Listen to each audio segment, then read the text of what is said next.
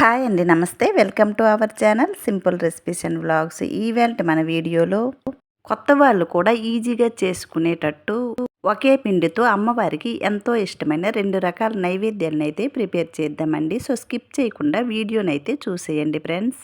ముందుగా అయితే అమ్మవారికి ఎంతో ఇష్టమైన పూర్ణం అప్పాలను ప్రిపేర్ చేద్దామండి. దీనికోసం అయితే స్టవ్ పైన ప్యాన్ పెట్టి 3 కప్పుల వరకు నీరు వేయాలి. దీనిలో 3-4 స్పూన్లు వరకు పంచదారను వేయాలి. అలాగే చిటికెడు ఉప్పును కూడా వేయాలండి. ఇలా వేసిన తర్వాత పంచదార కరిగేంత వరకు మరిగించి పంచదార కరిగిన తర్వాత ఏ కప్పుతో అయితే నీరు వేసామో అదే కప్పుతో 1 కప్పు వరకు గోధుమ రవ్వను వేయాలండి. గోధుమ రవ్వ వేసినప్పుడు ఒక చేత్తో వేస్తూ మరో చేత్తో కలుపుతూ ఉండాలి. ఈ గోధుమ రవ్వ వేసినప్పుడు స్టవ్ని లో ఫ్లేమ్లో పెట్టి వేయాలండి. ఇలా ఉండలు లేకుండా వీడియోలో చూపించిన విధంగా ఈ గోధుమ రవ్వను కలుపుకోవాలి. పూర్తిగా చిక్కబడేంత వరకు కలిపి తరువాత దీన్ని ఒక ప్లేట్లోకి తీసుకుందాము.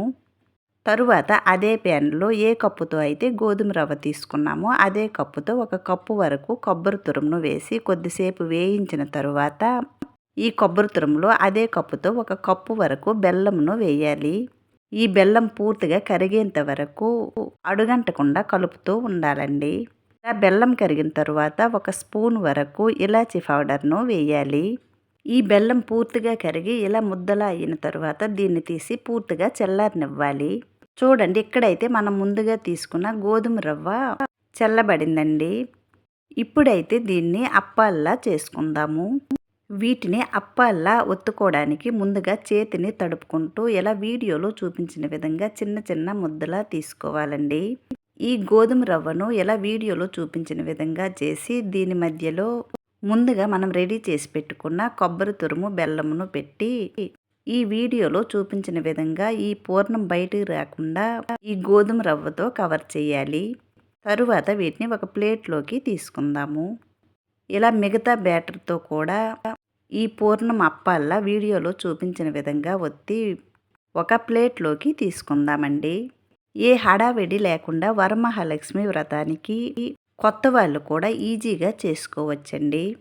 ఫస్ట్ టైం ఈ ఛానల్ను చూసినట్లయితే ప్లీజ్ సబ్స్క్రైబ్ చేసి సపోర్ట్ చేయండి ఫ్రెండ్స్. అలాగే ఒక లైక్ చేయండి.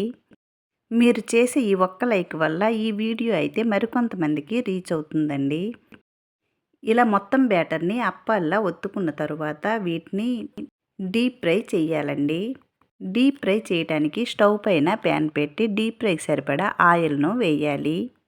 ఆయిల్ హీట్ అయిన తరువాత స్టవ్ని మీడియం ఫ్లేమ్లో పెట్టి వీటిని డీప్ ఫ్రై చేయాలండి.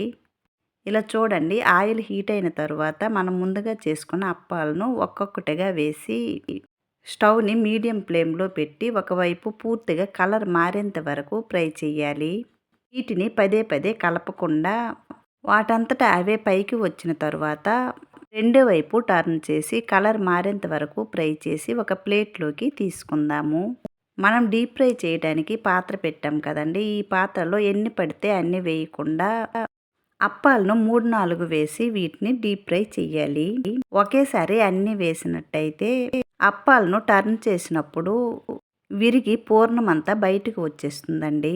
అందుకని కొన్ని కొన్ని వేసి ఫ్రై చేయాలి అండి. ఇలా ఈ అప్పాలన్నీ ఫ్రై చేసిన తరువాత వీటిని ఒక ప్లేట్లోకి తీసుకుందాము. చూడండి, అప్పాలైతే ఎంత సాఫ్ట్గా వచ్చాయో. మీరు కూడా తప్పకుండా ట్రై చేయండి ఫ్రెండ్స్. ఇప్పుడైతే అదే పిండితో పూర్ణం బూరెలను ప్రిపేర్ చేద్దామండి. వీటిని కేసరి బూరెలను కూడా అంటారు. మరి ఇప్పుడైతే ఈ బూరెలను ఎలా ప్రిపేర్ చేయాలో చూసేద్దాం. దీనికోసమైతే స్టవ్ పైన ప్యాన్ పెట్టి 1/2 కప్పు వరకు కొబ్బరి తురుమును వేయాలి. ఈ కొబ్బరి తురుమును కొద్దిసేపు ఫ్రై చేయాలండి. ఇలా ఫ్రై చేసిన తర్వాత ఏ కప్పుతో అయితే కొబ్బరి తురుము వేసామో అదే కప్పుతో 1 కప్పు వరకు బెల్లంను వేయాలి. ఈ బెల్లం ప్లేస్లో పంచదారను కూడా వేసి చేయొచ్చండి. ఈ బెల్లం కరిగిన తర్వాత దీనిలో 1 స్పూన్ వరకు ఇలాచీ పౌడర్ను వేయాలి. ఈ ఇలాచీ పౌడర్ వేసిన తర్వాత 3 కప్పుల వరకు నీరు వేయాలండి. ఇప్పుడు దీనిలో టేస్ట్ కోసం చిటికెడు ఉప్పును వేసి ఈ నీరును బాగా మరిగించాలి.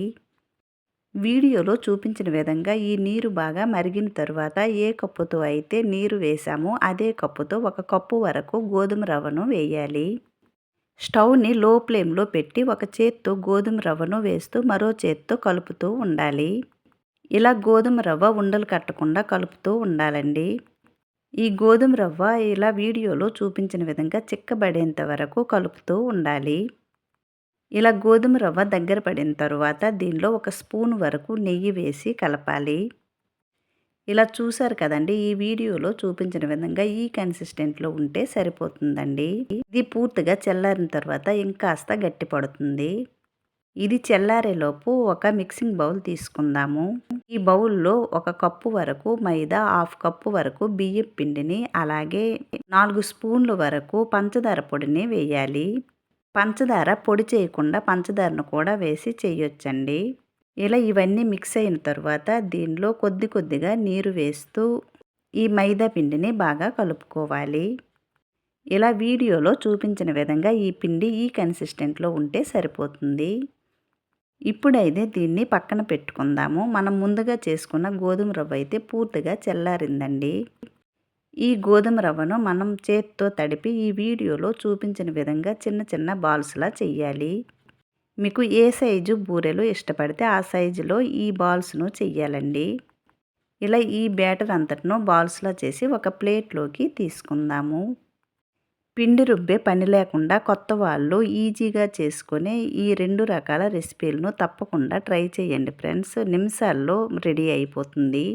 మనం పూజ చేసినప్పుడు ఎక్కువగా పనులు ఉంటాయి కదండి, అలాంటప్పుడు ఈ రెసిపీలను సెలెక్ట్ చేసుకుంటే ఈజీగా అయిపోతుంది. ఇప్పుడైతే వీటిని డీప్ ఫ్రై చేయడానికి ముందుగానే ఆయిల్ ఉంది కదండి, ఈ ఆయిల్ మనం ముందుగా చేసుకున్న బ్యాటర్లో ఈ గోధుమ రవ్వ బాల్స్ను ఎలా వీడియోలో చూపించిన విధంగా ఉంచి ఈ కాగుతున్న ఆయిల్లో వేయాలి. ఇవి వేసినప్పుడు స్టవ్ని మీడియం ఫ్లేమ్లో పెట్టుకోవాలండి. ఇలా ఆయిల్లో ఎన్ని పడితే అన్ని బూరెల్లా చేసి వేయాలి. వేసిన వెంటనే కదపకుండా బూరెలు పైకి వచ్చేంత వరకు ఆగి తరువాత ఇలా వీడియోలో చూపించిన విధంగా మరోవైపుకు టర్న్ చేసి డీప్ ఫ్రై చెయ్యాలి. ఇలా ఈ బూరెలు మంచి కలర్ వచ్చేంత వరకు డీప్ ఫ్రై చెయ్యాలి. ఇలా చూడండి, ఈ కలర్ వస్తే సరిపోతుందండి. ఇలా మంచి కలర్ వచ్చేంత వరకు డీప్ ఫ్రై చేసి తరువాత టిష్యూ పేపర్ ఉన్న ఒక ప్లేట్లోకి తీసుకుందాము. అలాగే ఈ మిగతా పిండితో కూడా ఇలా బూరెల్లా చేసుకోవాలి. చూసారు కదండి, పిండి రుబ్బే పని లేకుండా ఎంత ఈజీగా చేసుకోవచ్చో. ఈ బూరెలు కూడా సాఫ్ట్గా బాగా వచ్చాయండి. మరి మీకు కూడా ఈ ప్రసాదాలు నచ్చినట్లయితే వ్రతం రోజు అమ్మవారికి ఈ నైవేద్యాలను చేసి పెట్టండి ఫ్రెండ్స్. సులువుగా పూజ అయితే అయిపోతుంది. ఈ వీడియో నచ్చినట్లయితే లైక్ చేయండి, షేర్ చేయండి. ప్లీజ్ ఈ ఛానల్ని సబ్స్క్రైబ్ చేసి సపోర్ట్ చేయండి. మరో మంచి రెసిపీతో మళ్ళీ కలుద్దామండి. బాయ్.